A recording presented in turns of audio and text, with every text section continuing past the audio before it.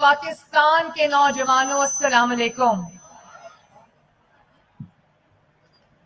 میں آپ کو محمد نواز شریف صاحب کی طرف سے،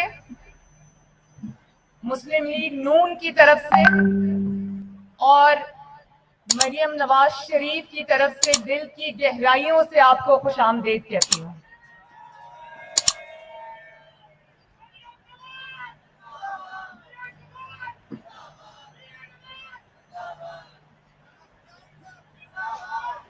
رانا ثناء اللہ تو واقعی زندہ باد، کیونکہ رانا ثناء اللہ کو دیکھ کے ہم بہادری دیکھتے ہیں. مجھے اپنی تقریر بھول گئی آپ کا جذبہ دیکھ کے. بالخصوص میں اپنی ان بچیوں سے مخاطب ہوں جو آج یہاں پر آئی ہیں ماشاءاللہ، اور اتنی خوش بھی لگ رہی ہیں اور پورا پارٹیسپیٹ بھی کر رہی ہیں. تو آپ سب کے اوپر مجھے بہت بہت فخر ہے، اور آپ کا جذبہ دیکھ کے مجھے یہ سمجھ آ گئی ہے کہ انشاءاللہ تعالی پاکستان کا جو مستقبل ہے وہ محفوظ ہاتھوں میں ہے.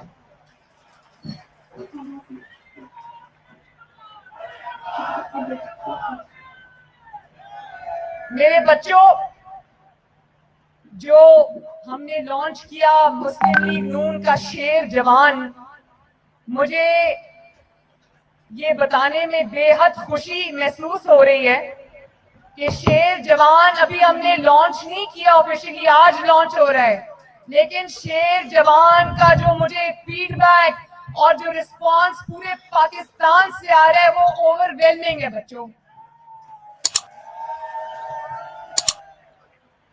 ماشاءاللہ، ویری ویل ڈن. اور آج میں ان بچوں سے تو مخاطب ہوں جو یہاں بیٹھے ہوئے ہیں.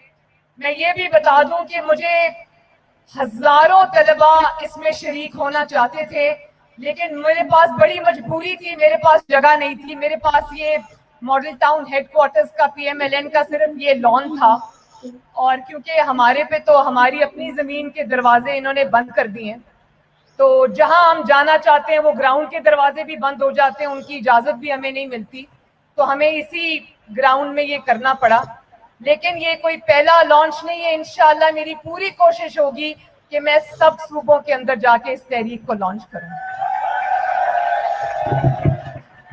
کل مجھے KPK کے اسٹوڈنٹس کا مجھے میسج آیا، انہوں نے کہا کہ آپ نے ہمیں نہیں بلایا، انہوں نے شکوہ کیا. تو میں نے ان سے یہ وعدہ کیا کہ انشاءاللہ تعالی میں KPK آ کے خود اس موومنٹ کو لانچ کروں گی.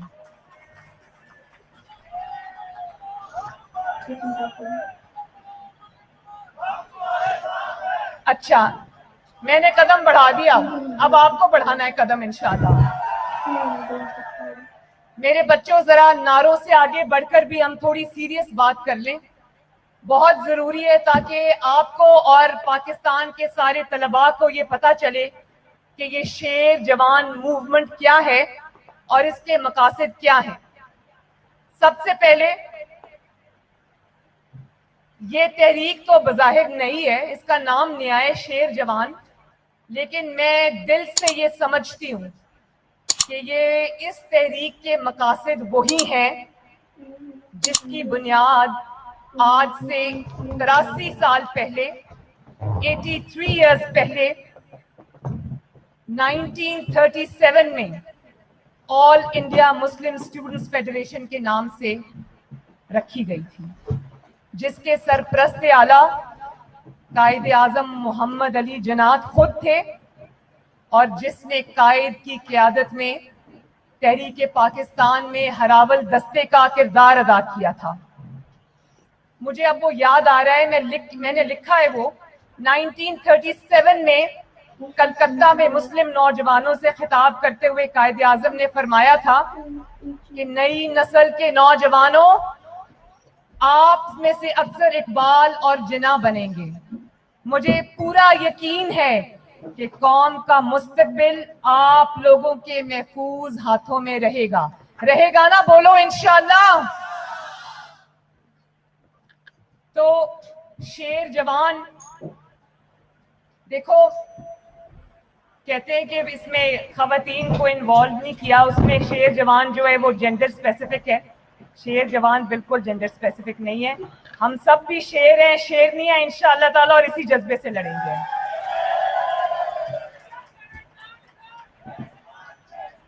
चलो नारे ठहर के लगाएंगे, पहले बात करेंगे ताकि आपको पता चले कि ये कितनी सीरियस जिम्मेदारी है आपके ऊपर इस मुल्क की और इस कौम की। तो मैं ये समझती हूँ कि 72 इयर्स पहले पाकिस्तान जब बना था, उसके जो अगराज और मकासद थे, जिस लिए पाकिस्तान बना था, हमें आज भी सही मायनों में उसकी इम्प्लीमेंटेशन नजर नहीं आई। तो ये शेर जवान जो तहरीक है, इसको मैं तहरीक का नाम देती हूँ, क्योंकि ये जो पाकिस्तान डेमोक्रेटिक मूवमेंट जिसको पीडीएम कहते हैं, जिसकी आवाज मियां मोहम्मद नवाज शरीफ बने और उन्होंने वोट को इज्जत दो का नारा लगाया है, मैं उस पर भी बात करूंगी अभी। लेकिन शेर जवान जो है वो मेरे आप जैसे जो बहुत ही प्रॉमिसिंग पाकिस्तान के नौजवान हैं, उनको सियासी शऊर देने की तहरीक है। शेर जवान जो है वो आपके हकूक, मेरी जो बच्चियां यहाँ पे बैठी हैं, जो बच्चे यहाँ पे बैठे हैं, इनके हकूक का एहसास और शऊर बेदार करने की तहरीक है। पाकिस्तान के नौजवानों को पाकिस्तान के क़याम का मकसद याद दिलाने की तहरीक है। पाकिस्तान के नौजवानों को इकबाल का शहीन बनाने की तहरीक है। आप सबको मादरे मिल्लत का पैगाम समझाने की तहरीक है। आप सबको आइन का मतलब समझाने की तहरीक है। पाकिस्तान के नौजवानों को जमहूरी निज़ाम पर एतमाद देने की तहरीक है। पाकिस्तान के नौजवानों को हाइब्रिड निज़ाम, जिसको आजकल हाइब्रिड हुकूमत कहते हैं ना, उसके खतरात समझाने की तहरीक है। पाकिस्तान के नौजवानों यानी कि मुस्तकबिल की क़यादत जो आप में से उठेगी इंशाअल्लाह, उसको तैयार करने की तहरीक है। आपकी जो उम्मीदें डगमगा रही हैं, ख्वाब जो टूट रहे हैं, ये उनको बिखरने से बचाने की, आपके ख्वाबों को जोड़ने और समेटने की तहरीक है। मेरे बच्चों, जानते हो ना कि गुलामी कितनी बड़ी सजा है? जानते हो गुलामी कितनी बड़ी सजा है? गुलामी से बड़ी कोई सजा नहीं है। गुलामी वो बला है जो इंसानों से बात करने की आजादी छीन लेती है। ये वो जंजीर है जो आपको ताकतवर के आगे झुकने पे मजबूर करती है।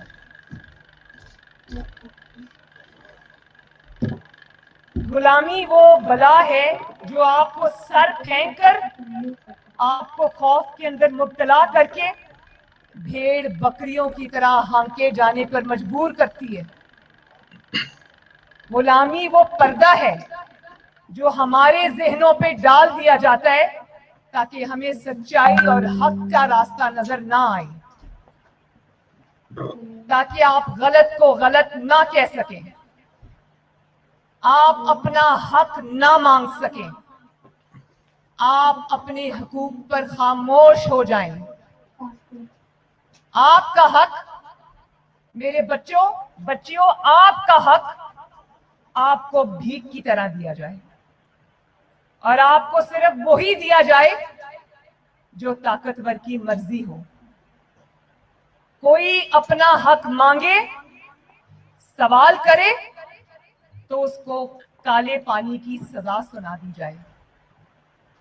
अभी मुझे याद है कि कुछ दिन पहले मैंने सोशल मीडिया पे देखा कि वो वाला सूबा बलोचिस्तान, पाकिस्तान का काबिले फख्र सूबा, जिसमें सुई के मकाम से अरबों रुपए की गैस पूरे पाकिस्तान को सप्लाई होती है, और उसी बलोचिस्तान में जहां पंजाब के अंदर उनको पीएमएलएन की हुकूमत ने स्कॉलरशिप्स दिए थे, सिर्फ 600 स्कॉलरशिप्स, मेरे बच्चों, 600 स्कॉलरशिप्स भी उनसे छीन लिए गए।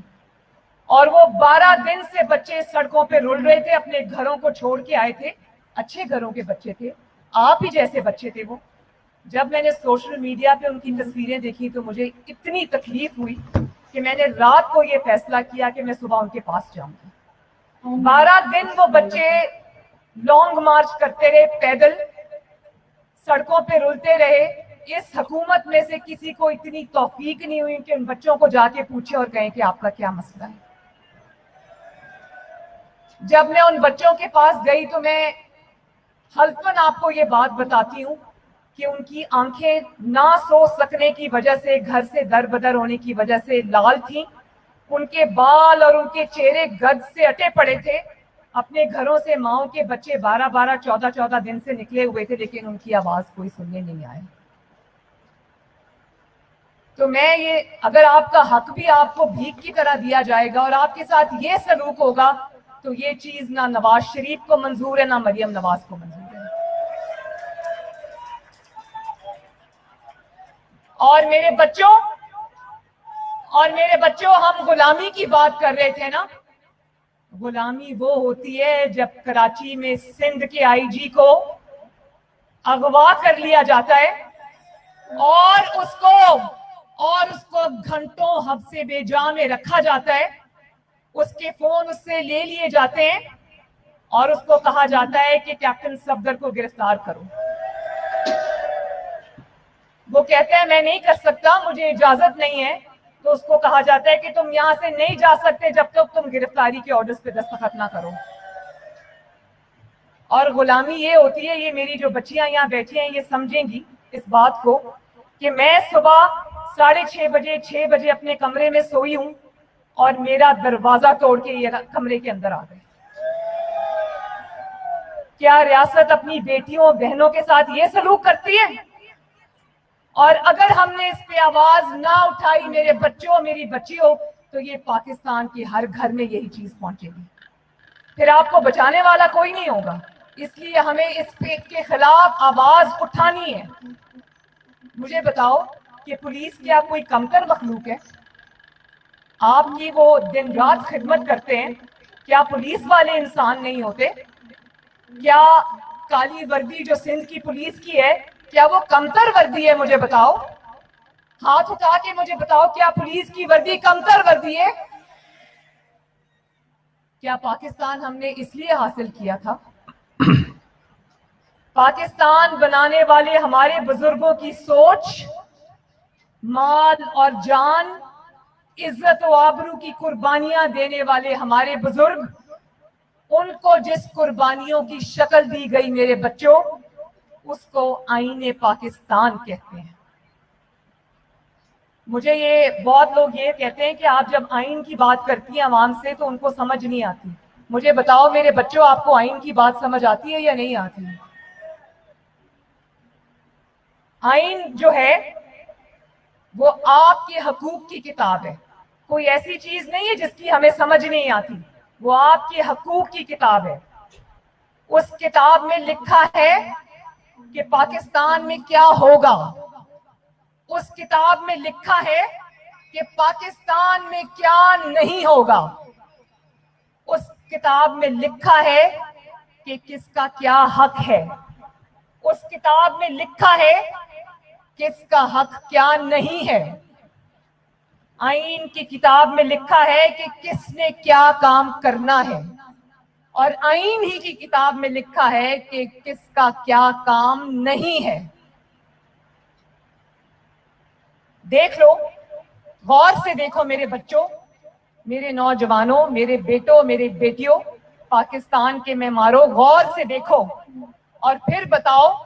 آئین کی کتاب پڑھو اور پھر دیکھو کہ نواز شریف کے مطالبات کیا ہیں. اگر آپ لوگ پڑھے لکھے ہو, اردو بھی پڑھتے ہو, سمجھتے ہو, انگلش بھی پڑھتے ہو, سمجھتے ہو, اگر میرے بچوں نواز شریف کا ایک بھی مطالبہ آئین سے متصادم ہے تو نہ نواز شریف کا ساتھ دینا, نہ مریم نواز کا ساتھ دینا.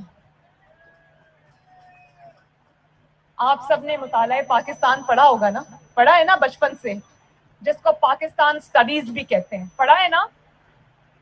اس کی روشنی میں دیکھو, جو بھی پڑھا ہے اسی کی روشنی میں دیکھو, اور پھر بتاؤ کہ نواز شریف کیا کہہ رہا ہے. نواز شریف آئین کی پاسداری کی بات کر رہا ہے, نواز شریف حلف کی پاسداری کی بات کر رہا ہے, نواز شریف عدلیہ کی آزادی کی بات کر رہا ہے.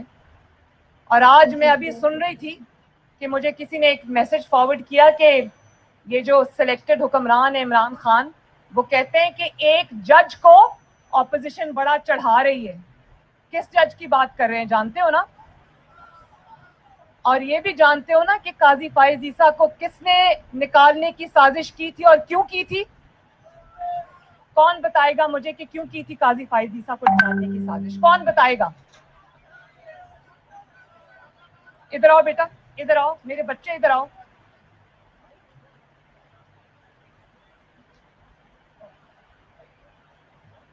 نہیں میرے پاس آؤ, میرا مائک شیئر کرو, آجو آجو. کدھر گیا بچہ؟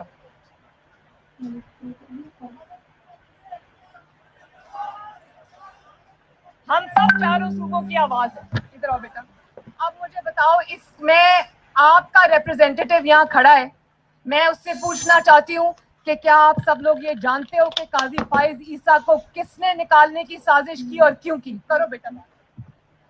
جی میم, جیسا کہ آپ بتا رہی تھی کہ قاضی فائز عیسیٰ کو کس نے نکالا اور کس وجہ سے نکالا, یہ ہمیں بالکل بخوبی پتہ ہے. اس کی وجہ یہ ہے کہ فیض آباد جو دھرنا ہوا تھا حکومت گرانے کا, اس کے اوپر جو صدارتی ریفرنس بنایا تھا انہوں نے, اس کے اوپر ان کا جو فیصلہ تھا حق کی اور سچ کی بنیاد پر, تو اس وجہ سے ان کو نکالا گیا تھا. شاباش, تھینک یو, مجھے خوشی ہے.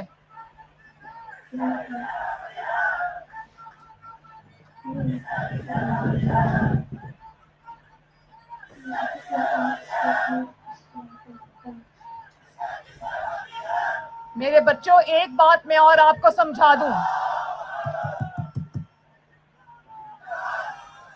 میں ایک بات اور آپ کو سمجھا دوں کہ ہم نے وردی کے اوپر الزام نہیں لگانا.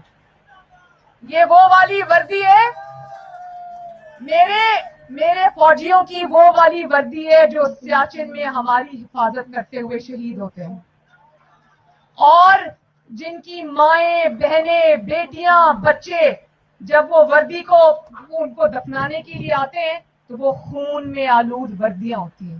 ہم نے وردی کے اوپر الزام نہیں لگانا, ہم نے پہچاننا ہے کہ اس وردی کو داغدار کرنے والے 2 یا 3 کردار کون سے ہیں, اور ان کرداروں کو پھر ہم نے وردی کی آڑ نہیں لینے دینی.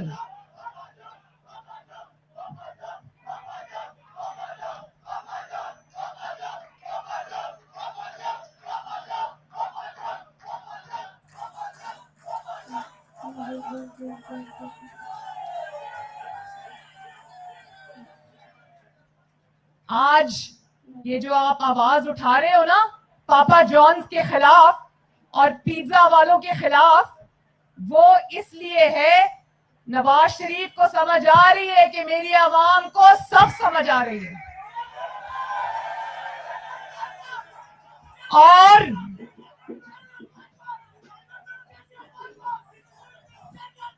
جنرل عاصم سلیم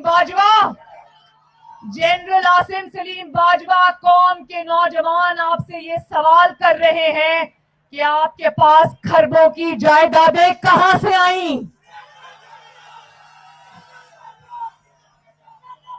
جنرل عاصم سلیم باجوہ صاحب, قوم یہ جاننا چاہتی ہے کہ آپ ایک نوکری پیشہ ہونے کے باوجود خربوں کی پاکستان پوری دنیا میں پھیلی ہوئی جائیدادیں کیسے بنا گئے. اور اگر ایک 3 دفعہ کا وزیر اعظم ایک انتقام نامہ احتساب کے سامنے پیش ہو سکتا ہے, تو کیا پاکستان میں کوئی مقدس گائے ہے؟ اگر آپ کی بہن 200 پیشیاں کر سکتی ہے, نیب کی بھگت سکتی ہے اپنے والد کے ساتھ, تو پھر کسی کو کیا امر مانے ہیں؟ आसमान से यहाँ कोई नहीं उतरा, सबको जवाब देना पड़ेगा। और नवाज शरीफ यही बात कर रहा है मेरे बच्चों। नवाज शरीफ अदलिया की आजादी की बात कर रहा है, नवाज शरीफ मीडिया की आजादी की बात कर रहा है। और आप देख रहे हो ना मीडिया को, कि मीडिया को एक चीज फीड की जाती है और उसके बाद पूरे मीडिया को मजबूर कर दिया जाता है कि वही रटा रटाया सबक आपके सामने पढ़ दे। और जो इस सबक को पढ़ने से इनकार करते हैं उनको उठा के नैब की जेलों में डाल दिया जाता है।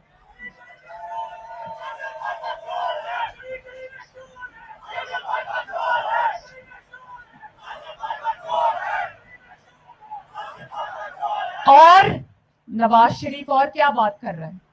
नवाज शरीफ कहता है कि पाकिस्तान की जो सबज किताब है आइन की, इसको जूतों के नीचे रोंदने वालों को सजा दो, उनको निशाने इबरत बनाओ, ताकि मुल्क के अंदर मुशर्रफ जैसे दोबारा पैदा ना हो सके। नवाज शरीफ कहते हैं कि अवाम का मैंडेट चोरी करने वालों को कटहरे में खड़ा करो, आपके कटहरे में खड़ा करो, ताकि आप उससे सवाल पूछें कि हमारा वोट चोरी करने की जुर्रत किसको हुई। पूछोगे ये सवाल? या आपको मंजूर है कि आप वोट किसी और को दो, निकले किसी और के सामने? और वोट को इज्जत दो मेरे बच्चों सिर्फ एक नारा नहीं है। वोट को इज्जत दो का मतलब मैं आपको समझाती हूँ, जरा गौर से सुनना। जब वोट को इज्जत मिलती है मेरे नौजवानों, तो आपको लैपटॉप्स मिलते हैं, आपको स्कॉलरशिप्स मिलते हैं, आपको वज़ाइफ मिलते हैं, आपको आपके जो गरीब तलबाएं आप में से उनकी फीस की अदायगी हुकूमत अपने जिम्मा लेती है। आपके लिए नए स्कूल्स और कॉलेजेस बनते हैं। पंजाब में कितने नए स्कूल्स और कॉलेजेस और यूनिवर्सिटीज बनी, आप लोग इसके गवाह हो ना। शहबाज शरीफ के दौर में गवाह हो ना। इंटर्नशिप्स मिलती हैं, पेड इंटर्नशिप्स मिलती हैं, यूथ लोन्स मिलते हैं ताकि आपको दर बदर के धक्के ना खाने पड़े और नौकरियों के लिए अपना पूरा जिंदगी खराब ना करनी पड़े। जब वोट को इज्जत मिलती है मेरे बच्चों, तो 22-22 घंटे की लोड शेडिंग जीरो पे आ जाती है। जब वोट को इज्जत मिलती है तो जगह जगह, गली गली, मोहल्ले मोहल्ले, शहर में होने वाले बम धमाके खत्म हो जाते हैं। जब वोट को इज्जत मिलती है तो हर रोज आपकी खुद मुख्तारी पर होने वाले ड्रोन अटैक्स खत्म हो जाते हैं। और दुश्मन, पाकिस्तान का दुश्मन खुद चल के आपकी सरजमीन पर आता है, बस में बैठ के आता है, आपके वजीर आजम के घर आता है और वहां जाता है मीनार पाकिस्तान, और 72 साल से जो उसने पाकिस्तान को तस्लीम नहीं किया, वो मीनार पाकिस्तान पे खड़ा होकर आपके वजूद को तस्लीम करता है।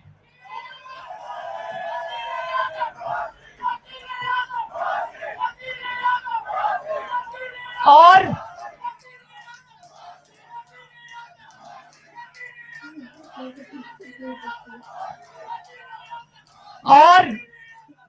जब वोट को इज्जत मिलती है तो महंगाई 45 इयर्स की लोएस्ट पे आ जाती है।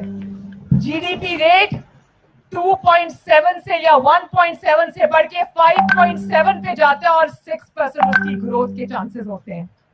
मोटरवेज का जाल बिछता है, सड़कों का जाल बिछता है, मेट्रो बस बनती है, ऑरेंज लाइन बनती है, सनतें बनती हैं, और पाकिस्तान में $60 अरब का सी पैक आता है। और पाकिस्तान फैटिफ से ग्रे लिस्ट से निकल आता है। और जब मेरे बच्चों वोट को इज्जत नहीं मिलती तो आपको लैपटॉप्स मिलने बंद हो जाते हैं, आपको वज़ाइफ मिलने बंद हो जाते हैं, आपकी यूनिवर्सिटीज और कॉलेजेस बनने बंद हो जाते हैं, आपकी तालीम का बजट आधे से भी कम रह जाता है, आपकी बैरून मुल्क मुफ्त तालीम का सिलसिला बंद हो जाता है, आपकी फीसें बढ़ जाती हैं, आपके घर में रोटी महंगी हो जाती है, चीनी महंगी हो जाती है, आटा महंगा हो जाता है, सेहत की सहूलियात बंद हो जाती हैं, मुफ्त दवाइयों की फराहमी बंद हो जाती है, बल्कि दवाइयों की फराहमी आवाम के लिए बंद हो जाती है। और हर घर में मसले होते हैं, आपके घरों में भी मसला होगा, मैं अच्छे से जानती हूँ। आपके वालिदैन भी बैठ के सोचते होंगे, बिजली के बिल दें, गैस के बिल दें, आपकी फीसें भरे या घर का खर्चा चलाए। ये मसले हैं ना, आजकल हर घर में है ये मसले। और जब आपके वोट को इज्जत नहीं मिलती तो दहशतगर्दी फिर से सर उठा लेती है। अभी देखा ना पेशावर में मदरसे के मासूम बच्चों के साथ क्या हुआ, और नालायकी पाकिस्तान को घेर लेती है। कारोबार बंद, रोजगार बंद, अवाम का कोई पुरसाने हाल नहीं, कोई पूछने वाला नहीं, दोस्त मुल्क सब पीछे हट जाते हैं और कश्मीर भी हाथ से चला जाता है। कश्मीरियों का मुकदमा हम हार बैठते हैं, डॉलर बेलगाम हो जाता है और ग्रोथ रेट जमीन के नीचे चला जाता है, और 17,000 अरब का तारीखी कर्जा लिया इस नालायक हुकूमत ने, और उस कर्जे में आपका मुस्तकबिल गिरवी रख दिया। ये वो पैसा है, अगर कर्ज लिया था तो ये वो पैसा था जो आपके ऊपर लगना चाहिए था, जो आपकी एजुकेशन पे लगना चाहिए था, आपकी यूनिवर्सिटीज और कॉलेजेस पे लगना चाहिए था, आपकी तालीम, आपकी यूनिफॉर्म, आपकी फीसों पे, आपके रोशन मुस्तकबिल पर लगना चाहिए था। उससे गरीब का इलाज होना था, गरीब को रोटी मिलनी थी, बुजुर्ग और पेंशनर्स के घर का चूल्हा जलना था, बेवाओं यतीमों की कफालत होनी थी, नौकरियों का बंदोबस्त होना था। लेकिन ये 17,000 अरब का जो नया कर्जा है, ये आपकी बजाय आटा चीनी चोरों की जेबों में चला गया। ये कर्जा माफियाज की जेबों में चला गया, बिजली चोर माफिया की जेबों में चला गया, गैस चोर माफियाज की जेबों में चला गया। और क्या इस बात की गवाही देते हो कि 17,000 अरब कर्जे के बावजूद एक ईंट नहीं लगी पूरे पाकिस्तान में? मानते हो ना? मुल्क फिर भी कंगाल, और महंगाई ने घर उजाड़ दिए। ये होता है जब आपका वोट चोरी होता है, और जब एक अकल, तजर्बा और सलाहियत से आरी शख्स को उठाकर वजीर आजम की कुर्सी पे हमारे सरों पे मुसल्लत कर दिया जाता है।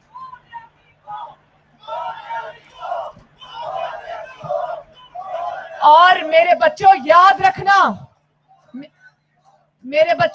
रखना, जब आरटीएस बिठाया जाता है तो पूरा मुल्क बैठ जाता है। जब आरटीएस बिठाया जाता है तो मईशत बैठ जाती है।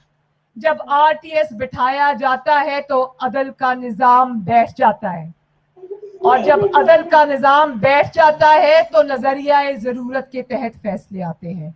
तब अरशद मलिक जैसे जजेस को इस्तेमाल किया जाता है, और काजी फाइज ईसा और जस्टिस शौकत अजीज जैसे इम्पेकेबल इंटेग्रिटी के हामिल जजेस की किरदार कुशी की जाती है।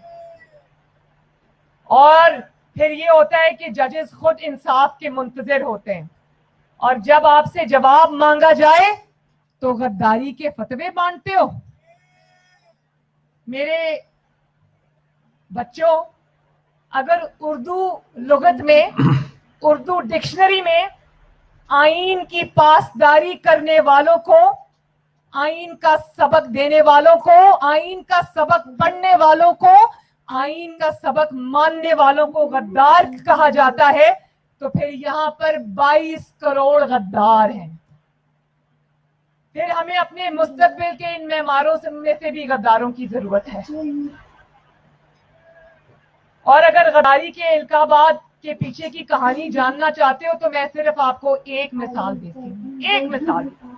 अभी 2-3 दिन पहले आपने सुना ना कि अयाज सादिक साहब ने फ्लोर ऑफ द हाउस पे एक बयान दिया कि सिलेक्टेड हुकूमत की अभिनंदन को छोड़ते हुए टांगे कांप रही थी। और फिर थोड़ी देर बाद एक बहुत खतरनाक बयान एक वफाकी वजीर की तरफ से आता है, जिसमें उन्होंने शायद ये इंप्रेशन दुनिया को मिला कि शायद वो जो पुलवामा हमला है उसमें अल्लाह ना करे पाकिस्तान मुलव्विस है। पूरी कारस्तानी आपको समझ आ जाएगी। और भारत ने तो दोनों को अपनी मर्जी का रंग दिया।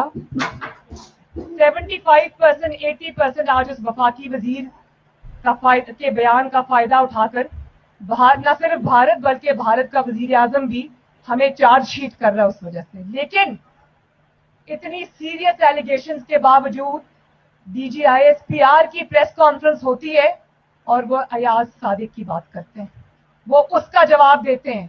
तो क्या हम पूछने में हक बजानिब नहीं कि जो एक बहुत ही बिनाइन सा बयान था और आपकी तरफ था भी नहीं, आपने प्रेस कॉन्फ्रेंस करके उसको हमारी अफवाज पाकिस्तान की तरफ क्यों मोड़ दिया?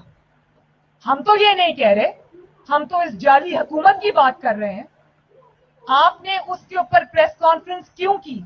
और अगर आपने उसके ऊपर प्रेस कॉन्फ्रेंस की तो आपने वफाकी वजीर जो है उनके इल्जामात पर प्रेस कॉन्फ्रेंस क्यों नहीं की? तो मैं ये दिल से समझती हूँ कि अगर इस तरह का डिस्क्रिमिनेशन अवाम के सामने आएगी तो फिर हम सवाल करने में हक बजाने दें। और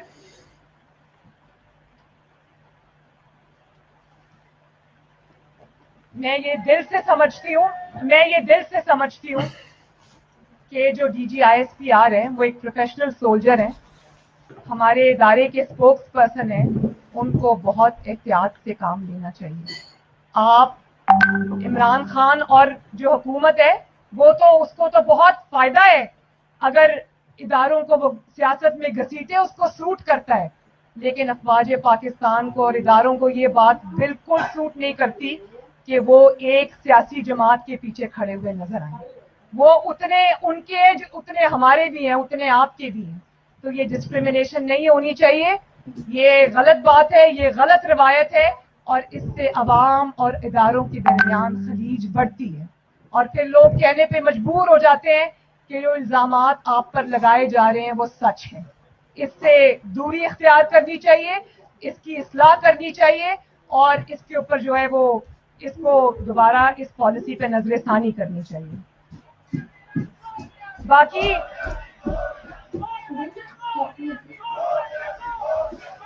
तो मेरे बच्चों, आखिर में पाकिस्तान के शेर जवानों, आपको अपनी बहन मरियम नवाज के साथ एक अहद करना है और हाथ उठाओ कि आज आपने अहद करना है कि आइन और कानून पर चलकर वोट की इज्जत करवाओगे।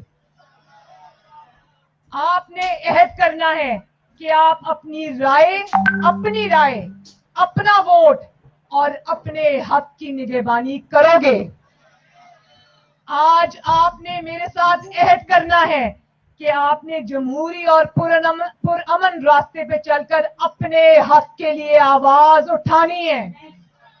आपने अपने मुंतखब नुमाइंदों के लिए आवाज उठानी है और आप किसी को इजाजत नहीं दोगे कि जो लोग आपके वोट से आते हैं उनका इस्तेहसाल कोई और कर सके। आप ही उनके मालिक हो, आप ही उनके जवाबदेही कर सकते हो। आपके वोट से वो आएंगे, आपके वोट से वो जाएंगे। और आखिर में मेरे साथ ये वादा करो कि ऐसा मुल्क बनाओगे जो अपने फैसले खुद करेगा, इंशाअल्लाह। बनाओगे ना? और जहां अल्लाह करे कि वो बहार उतरे मेरे नौजवानों, जिसे अंदेशाए जवाल ना हो। अल्लाह ताला आप सबका हामी और नासिर हो।